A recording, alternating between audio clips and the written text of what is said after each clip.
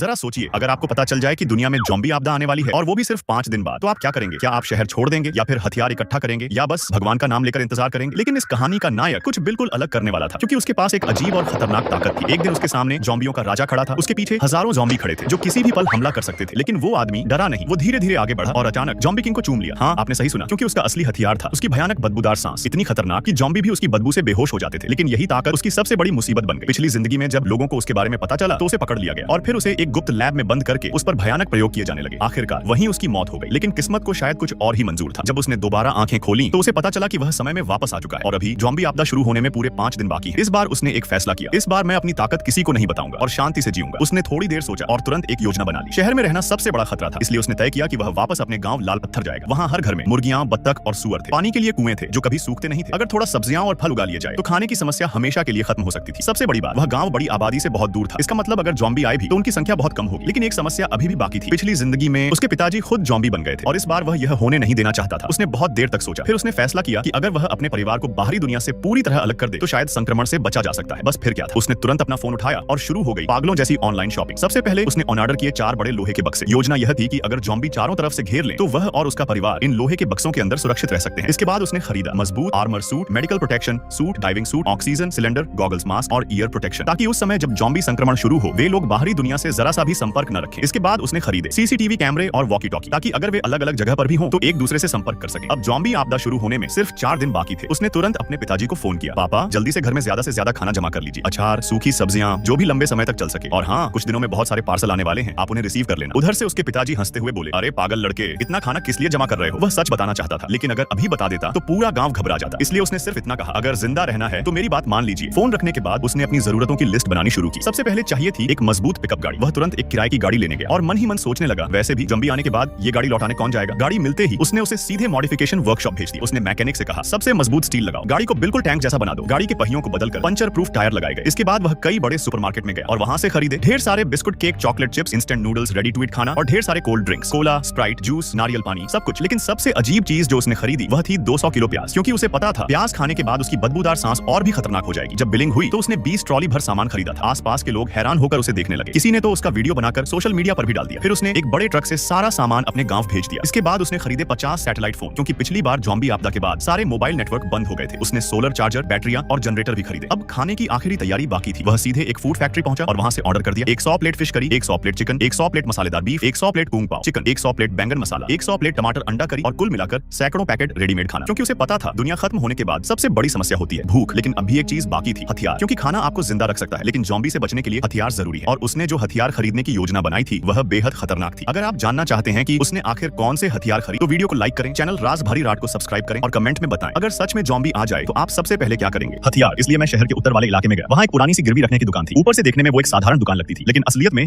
वहाँ एक ऐसा गिरोह काम करता था जो हर तरह की गैर कानूनी चीज खरीदता और बेचता था। बताइए आपको क्या चाहिए? मैंने सीधे कहा, मुझे आत्मरक्षा के हथियार चाहिए। दुकानदार हल्का सा मुस्कुराया और बोला, अगर पैसे पूरे दिए तो यहाँ सब मिल जाएगा। फिर उसने धीरे से कहा, जो चाहिए साफ साफ बताओ। बस फिर क्या था, मैंने एक एक करके उन सारी चीजों के नाम गिनाने शुरू कर दिए जो आने वाले प्रलय में काम आने वाली थी। लौ डंडे, कांटेदार गदा, क्रॉसबो और तीर, ट्रैप और माइंस। इतना ही नहीं, मैंने दर्जनों असली हथियार भी खरीद लिए। दुकानदार मुझे देखकर हैरान था। शायद उसे लग रहा था कि मैं कोई पागल आदमी हूं, लेकिन उसे क्या पता यहाँ पूरी तरह बदलने वाली है। इसके बाद मैंने इंटरनेट से भी कुछ जरूरी किताबें ऑर्डर की, जैसे सर्वाइवल गाइड, खेती करने की किताबें, पशुपालन की किताबें और रसायन विज्ञान की जानकारी की। मेरे पास एक भी रुपया नहीं बचा। मेरी 20 साल की पूरी जमा पूंजी खत्म हो चुकी थी। लेकिन मैं यही नहीं रुका। मैंने कई क्रेडिट कार्ड बनवाए, जहां जहां से पैसे मिल सकते थे सब जगह से उधार लिया। किसी तरह जोड़ जोड़कर मैंने लगभग 2 करोड़ रुपए का इंतजाम कर लिया और फिर शुरू हो गई एक और पागलपन भरी तैयारी। क्योंकि मेरा गांव शहर से काफी दूर था, इसलिए मुझे शहर की हर गतिविधि पर नजर रखनी थी। मैंने दर्जनों सीसीटीवी कैमरे और मॉनिटर खरीदे, उन्हें लगाने की योजना बनाई, घर की खिड़कियों के बाहर, गली के मोड़ पर, मुख्य सड़क पर, ताकि जब भी ज़ॉम्बी शहर में फैले मैं अपने गांव में बैठकर ही उनकी हर हरकत देख सकूं। जब पैसे धीरे धीरे सामान में बदलने लगे तब जाकर मुझे थोड़ी राहत महसूस हुई। इसके बाद मैंने उसी दिन अपने गांव के लिए फ्लाइट टिकट बुक कर ली, क्योंकि अब मेरा अगला लक्ष्य था अपने घर को एक अजय किले में बदलना। जब मैं घर पहुंचा तो मेरे पिताजी और मेरी छोटी बहन मुझे देखकर बहुत खुश हुए, लेकिन उनके चेहरे पर काफी सवाल भी थे। पिताजी बोले, बेटा क्या कोई बड़ी बात होने वाली है? पिछले 2 दिनों से घर पर इतने सारे पार्सल क्यों आ रहे हैं? मेरी बहन भी बोली, भैया इतना सामान तो समझ में आता है, लेकिन ये 4 बड़े लोहे के बक्से क्यों लाए हो और ये मॉडिफाइड गाड़ी? तुम आखिर करना क्या चाहते हो? अब सच छुपाना मुश्किल था। मैंने गहरी सांस ली और कहा, अब जो मैं बताने जा रहा हूं उससे डरना मत। परसों पूरी दुनिया में ज़ॉम्बी वायरस फैलने वाला है। ज्यादातर इंसान भयानक ज़ॉम्बी बन जाएंगे। तब शहर हो या गांव, सड़कों पर इंसान नहीं, सिर्फ खूंखार ज़ॉम्बी नजर आएंगे। मेरी बहन घबरा कर बोली, ज़ॉम्बी मतलब फिल्मों वाले? मैंने सिर हिलाया, हाँ वही जो इंसानों को देखते ही काटने दौड़ते हैं। मैंने आगे कहा,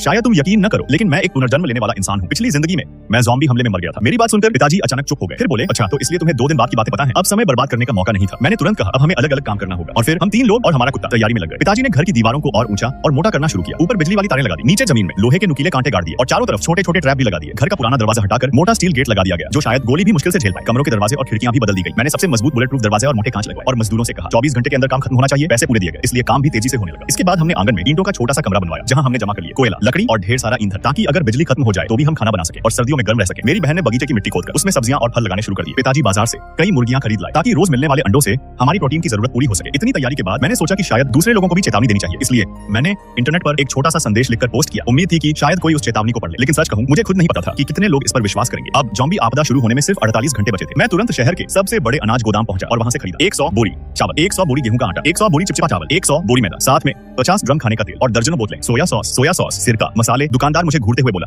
भाई तुम्हारे घर में कितने लोग हैं, इतना खाना क्या सच में खा पाओगे? और केवल मैंने शांत होकर जवाब दिया, उसकी चिंता आपको करने की जरूरत नहीं है, मैं पैसे दे रहा हूं, बस आप जल्दी से सब पैक करवा दीजिए। और ध्यान रहे ये सारा सामान सूरज डूबने से पहले मेरे घर पहुंच जाना चाहिए। ज़ॉम्बी वायरस फैलने ही वाला था, लेकिन अजीब बात यह थी कि घर का माहौल घबराहट से ज्यादा अजीब तरह की तैयारी से भरा हुआ था। मैं आराम से बैठकर प्याज खा रहा था। पिताजी बोले, बेटा जल्दी खा ले, मैं अभी 2 ट्रॉली और प्याज मंगवा कर आया हूं। मैंने हंसते हुए कहा, ठीक है पापा, मैं कोशिश करता हूं कि आज 2 किलो और खा लूं। मेरी बहन तुरंत बोली, भैया मैं सामान बांटने जा रही हूं। अब ज़ॉम्बी वायरस फैलने में सिर्फ 38 घंटे बचे थे। पिताजी जल्दी जल्दी गाड़ी लेकर सीधे सुपरमार्केट पहुंच गए और वहां से उन्होंने खरीद लिया 30 बॉक्स टिश्यू पेपर, 20 बॉक्स महिलाओं के जरूरी सामान, 20 सेट शैम्पू, साबुन और वॉशिंग पाउडर। साथ ही ये कहना चाहते हैं कि 15 बॉक्स गर्म पानी की बोतलें, 15 बॉक्स हीट पैड और हर मौसम के लिए कपड़े, घर में पहनने वाले कपड़े, अंडरवियर, गर्म जैकेट, हर इंसान के लिए लगभग 100 जोड़ी कपड़े। इसके बाद मैं सीधे फ्रोजन फूड मार्केट पहुंच गया और वहां से खरीदे 50 बॉक्स फ्रोजन मोमो और डम्पलिंग, 50 बॉक्स फ्रोजन मिठाई और फिर 100 box frozen beef roll, 100 box mutton roll, 100 box chicken roll. इसके अलावा 100 kilo frozen chicken leg, 100 kilo chicken breast, 100 kilo chicken wings. किसी को शक न हो इसलिए मैंने ये सामान अलग अलग मार्केट से खरीदा। अंत में मैंने और भी मंगवाया 200 kilo pork, 200 kilo beef, 200 kilo mutton, क्योंकि मुझे पता था जितना ज्यादा सामान होगा उतनी ज्यादा सुरक्षा महसूस होगी। इतना सामान देखकर पिताजी बोले, बेटा अब तो घर में जगह ही नहीं बची, क्यों ना हम तहखाना साफ कर लें, वहां ठंडा भी रहता है और सामान भी आसानी से रखा जा सकता है। मैंने तुरंत कहा, ये आइडिया बहुत अच्छा है, चलो जल्दी काम शुरू करते हैं। अब हमारे पास ज्यादा समय नहीं था। सुबह के कई घंटे पूरा परिवार लगातार सामान उठाकर तहखाने में रखता रहा। पिताजी ने मजदूरों को बुलाकर तहखाने में वाटर प्रूफिंग भी करवाई। इधर मैंने जो चेतावनी वाला मैसेज इंटरनेट पर डाला था उसे पोस्ट किए 24 घंटे हो चुके थे, लेकिन परिणाम निराशाजनक था। मैं चाहता था कि लोग सावधान हो जाए, लेकिन नीचे के कमेंट्स में लोग सिर्फ मेरा मजाक उड़ा रहे थे। कोई कह रहा था ये पागल हो गया है, कोई लिख रहा था फिल्में ज्यादा देख ली है। मैंने फोन बंद किया और उनकी बातों को नजरअंदाज कर दिया। इसके बजाय मैं कंप्यूटर पर बैठ गया और पिछले कई सालों की सबसे मशहूर फिल्में, टीवी सीरीज और गेम्स डाउनलोड करने लगा, क्योंकि मुझे पता था एंड ऑफ द वर्ल्ड में मानसिक सहारा भी बहुत जरूरी होता है। लगभग 12 घंटे की लगातार मेहनत के बाद तहखाना पूरी तरह तैयार हो गया। उसका प्रवेश रास्ता गोदाम के अंदर छिपा हुआ था। अगर सामने रखे सामान को हटाकर फर्श की लकड़ी हटाई जाए तो नीचे जाने वाली सीढ़ियां दिखाई देती थी। तहखाने का दरवाजा भी मोटे बुलेट प्रूफ स्टील का बना था। अंदर कई कमरे बनाए गए थे, हर कमरे में वेंटिलेशन पाइप, जनरेटर और दीवारों पर साउंड प्रूफ फोम लगाया गया था ताकि जनरेटर की आवाज बाहर तक न जाए, क्योंकि आवाज ज़ॉम्बियों को आकर्षित कर सकती थी। जब सारा सामान रख दिया गया तब तक ज़ॉम्बी वायरस फैलने में सिर्फ 1 घंटा बाकी था। मेरे दिमाग में अचानक एक खतरनाक विचार आया, अगर वायरस फैला तो संभव है कि पिताजी, मेरी बहन और यहाँ तक कि हमारा कुत्ता काला भी ज़ॉम्बी बन जाए। पिताजी ने गंभीर आवाज में कहा, बेटा हमें बांध दो, अगर हम ज़ॉम्बी बन जाएं तो जरा भी दया मत करना, सीधे खत्म कर देना। मैं कुछ पल चुप रहा, फिर बोला, ठीक है, लेकिन आपको थोड़ा दर्द सहना पड़ेगा। और फिर मैंने एक एक करके पिताजी, बहन और कुत्ते को बांध दिया। दुनिया का अंत अब बस शुरू होने ही वाला था। कुछ समय बाद एक चौंकाने वाली घटना हुई। हमारा कुत्ता काला अचानक ज़ॉम्बी डॉग बन गया, लेकिन उसने हम पर हमला नहीं किया। मैं हैरान होकर बोला, ये क्या हो रहा है? पिताजी बोले, क्या ऐसा हो सकता है कि इस वायरस का कुत्तों पर असर न हो? मेरी बहन बोली, या शायद काला के शरीर में इस वायरस के खिलाफ कोई खास जीन हो। मैंने सोचा संभव है, लेकिन वो तो एक साधारण देसी कुत्ता है।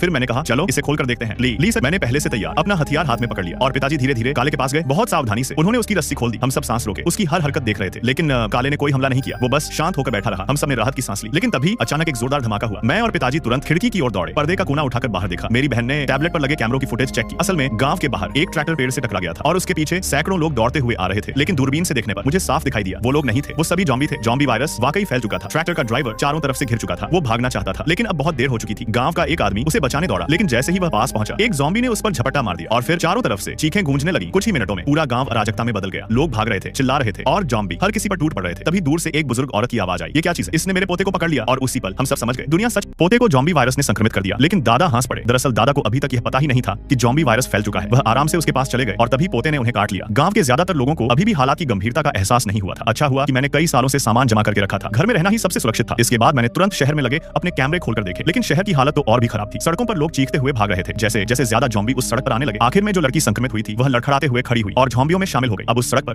कोई जिंदा इंसान नहीं बचा था। अच्छा हुआ कि हम गांव में छिपे हुए थे। हालांकि यहाँ भी कुछ ज़ॉम्बी थे, लेकिन शहर जितने नहीं थे। और सबसे अच्छी बात यह थी कि मेरा बड़ा भाई अर्जुन पुनर्जन्म लेने वाला था। उसे पहले से सब कुछ पता था, इसलिए हमने पहले ही तैयारी कर ली थी। नहीं तो हम भी इस आपदा में फंस जाते। रात को किसी का भी खाने का मन नहीं था। हम 4 लोगों के परिवार ने सिर्फ कुछ दर्जन बाल्टियां इंस्टेंट नूडल्स ही खाई। फिर मैंने सबको ज़ॉम्बियों के बारे में कुछ जरूरी बातें बताई। ज़ॉम्बियों की सुनने की शक्ति बहुत तेज होती है। हमने टीवी में जो देखा है उससे भी ज्यादा, और उन्हें खून की गंध बहुत जल्दी महसूस हो जाती है। अगर किसी के शरीर पर घाव हो तो उसे तुरंत पट्टी से ढक लेना चाहिए। लेकिन ज़ॉम्बियों की एक कमजोरी भी होती है, उनका सिर उनका सबसे कमजोर हिस्सा होता है। और एक बहुत महत्वपूर्ण बात, इस प्रलय के समय कभी भी जरूरत से ज्यादा दयालु मत बनना। हम सिर्फ खुद को बचा सकते हैं, दूसरों को नहीं। अगर तुम में से कोई भी किसी अजनबी के लिए दरवाजा खोलेगा या उसे खाना देगा तो मैं बिना दया किए उसे घर से बाहर फेंक दूंगा। ये सब समझाने के बाद हम सब सो गए, लेकिन बाहर से कभी कभी ज़ॉम्बियों की डरावनी चीखें सुनाई देती रहती थी। कभी कभी भूखे गांव वाले खाना ढूंढने के लिए बाहर निकलते, लेकिन ज्यादातर ज़ॉम्बियों का शिकार बन जाते। ऐसे ही 2.5 दिन बीत गए। धीरे धीरे हम अपने डर और उदासी से बाहर आने लगे। मेरी बहन पूजा ने टीवी चालू किया। अब सिर्फ न्यूज चैनल ही चल रहा था। बाकी सभी चैनलों पर सिर्फ सफेद काली बर्फ जैसी स्क्रीन थी। तनाव कम करने के लिए मैंने अपना पुराना हार्ड ड्राइव निकाला और पापा महेश को उनकी पसंद की पढ़ाई वाली वीडियो वीडियो दिखाने लगा। इसी दौरान गांव के व्हाट्सएप ग्रुप में लगातार मैसेज आने लगे। कई बचे हुए गांव वाले शिकायत कर रहे थे, कोई मदद करो, मेरी पत्नी का व्यवहार बहुत अजीब हो गया है, मैंने उसे पिंजरे में बंद कर दिया है। एक आदमी ने जवाब दिया, उसके पास मत जाना, उसे उसके हाल पर छोड़ दो। अब पुलिस स्टेशन का फोन भी नहीं लग रहा, कोई हमारी मदद नहीं करेगा। कोई थोड़ा खाना दे सकता है क्या? हमारे घर में कुछ भी नहीं बचा। मेरे घर के दरवाजे को ज़ॉम्बी तोड़ने की कोशिश कर रहे हैं, वे किसी भी समय अंदर घुस सकते हैं। जल्दी किसी सुरक्षित जगह पर छिप जाओ और कोशिश करो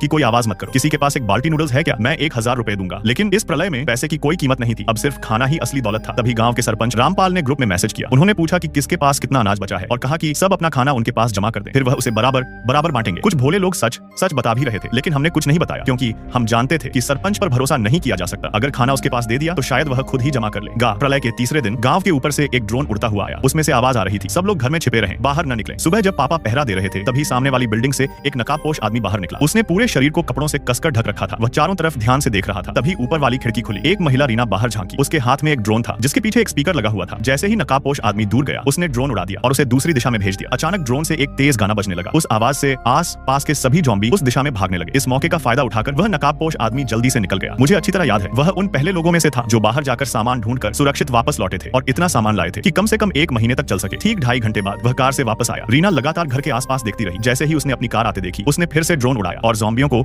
दूसरी दिशा में भटका दिया। नकाबपोश आदमी की कार सामान से पूरी तरह भरी हुई थी। डिक्की और पीछे की सीट सब सामान से भरी थी। जो लोग सबसे पहले बाहर जाकर सामान ढूंढते हैं उन्हें सबसे ज्यादा फायदा मिलता है। किसी भी सुपरमार्केट में जाओ तो ढेर सारा सामान मिल जाता है, लेकिन बाद में सामान धीरे धीरे कम होता जाएगा और बाहर जाना भी और ज्यादा खतरनाक हो जाएगा। मुझे याद है, घर में सामान रखने के बाद वह फिर बाहर गया और इस बार सोलर पैनल भी लेकर आया। के 2:30 बजे वह नकाबपोश आदमी फिर से गाड़ी चलाकर वापस आया। पास के ज़ॉम्बियों को उसकी पत्नी रीना ने ड्रोन से दूर भटका दिया। नकाबपोश आदमी जल्दी जल्दी सामान ऊपर ले जाने लगा। उस ट्रक में सिर्फ पानी और चावल भरे हुए थे, सोलर पैनल और कई तरह के सेल्फ हीटिंग चावल के पैकेट, यहाँ तक कि बीज और मिट्टी भी थी। जैसे ही वह सुरक्षित सीढ़ियों में पहुंच गया, रीना ने तुरंत ड्रोन वापस बुला लिया, फिर जल्दी से खिड़की बंद कर दी। लेकिन ऐसा करने से गांव के कुछ लोग जरूर उसकी नकल करेंगे। हालांकि गांव में ज़ॉम्बी बहुत ज्यादा नहीं थे, इसलिए बाहर जाकर सामान ढूंढना वाकई एक अच्छा मौका था। लेकिन ऐसा करने से आस पास का सामान भी धीरे धीरे खत्म हो जाएगा। अचानक किसी ने कहा, देखो वह नकाबपोश आदमी फिर बाहर जा रहा है। रीना ने फिर से ड्रोन उड़ाया और उसे दूर आसमान की तरफ भेज दिया। ड्रोन से फिर वही तेज गाना बजने लगा। उस आवाज ने नॉट पूरे ज़ॉम्बी झुंड को फिर से दूर खींच लिया। कोई बोला, यह आदमी सच में बहुत बहादुर है, 2 बार बाहर गया और दोनों बार सुरक्षित वापस आ गया। इसकी ताकत भी कम नहीं होगी। पता नहीं कितना समय बीत गया, फिर वह एक ट्रक लेकर वापस आया, लेकिन इस बार कुछ अलग था। उसके शरीर पर काफी खून के निशान थे। लगता है बाहर जाते समय उसका सामना ज़ॉम्बियों से हो गया था और उसे उनसे लड़ना पड़ा था। घर पहुंचने के बाद भी वह लगातार सामान उठाकर अंदर ले जाता रहा। सुबह के 5 बजे तक उसके घर से आवाज आती रही, फिर सब शांत हो गया। अगली सुबह कुछ गांव वाले आपस में बहस कर रहे थे। एक आदमी चिल्लाया, मुझे कुछ नहीं सुनना, कल रात किसी ने कई बार बाहर जाकर ढेर सारा सामान घर में जमा कर लिया। अगर हम ऐसे ही घर में बैठे रहे तो भूख से मर जाएंगे। अगर किसी को ज़ॉम्बियों का खाना बनना है तो मत आना। जो लोग भूखे नहीं मरना चाहते वह मेरे साथ चलो, ज्यादा से ज्यादा ज़ॉम्बियों से लड़ना पड़ेगा। अगले कुछ दिनों में कई गांव वालों ने नकाबपोश आदमी की नकल करना शुरू कर दिया। कुछ लोग सफल होकर लौटे, लेकिन कुछ की किस्मत इतनी अच्छी नहीं थी। एक पति पत्नी जब अपनी कार लेकर घर पहुंचे तभी अचानक ज़ॉम्बियों का झुंड उन पर टूट पड़ा। कुछ ही सेकंड में दोनों ज़ॉम्बी बन गए। ज़ॉम्बी वायरस फैलने के 10 दिन बीत चुके थे। कुछ गांव वाले भूख से हड्डियों का ढांचा बन चुके थे। अब गैस सप्लाई बंद हो चुकी थी, लोग खाना भी नहीं पका सकते थे। पानी की सप्लाई भी बंद हो गई थी। 12वें दिन जिन घरों में पानी जमा नहीं था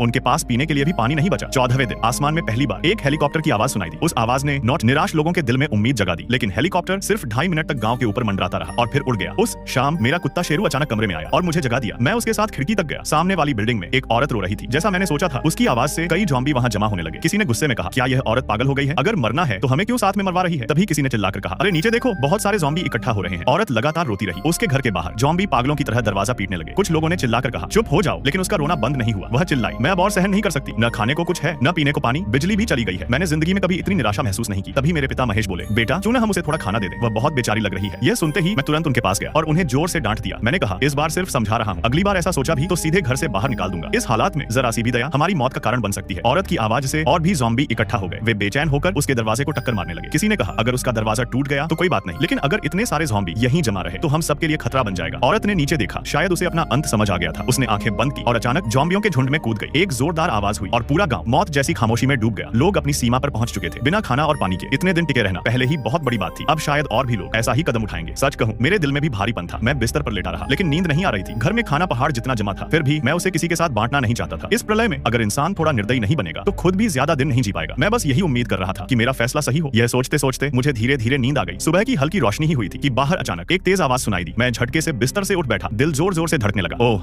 नहीं, यह गोलियों की आवाज थी। अगर ज़ॉम्बी आपके पीछे पड़ जाए तो आप क्या करोगे? भागोगे, छिपोगे या उसे मैगी खिलाकर दोस्त बना लोगे? कमेंट में जरूर लिखो। और अगर आपको ऐसी डरावनी लेकिन मजेदार कहानियां पसंद हैं तो हमारे YouTube चैनल राज भरी रात को अभी सब्सक्राइब करें, वीडियो को लाइक करें और अपने दोस्तों के साथ शेयर भी करें। और हाँ, अगर आप पार्ट 2 देखना चाहते हैं तो कमेंट में पार्ट 2 जरूर लिखना मत भूलना।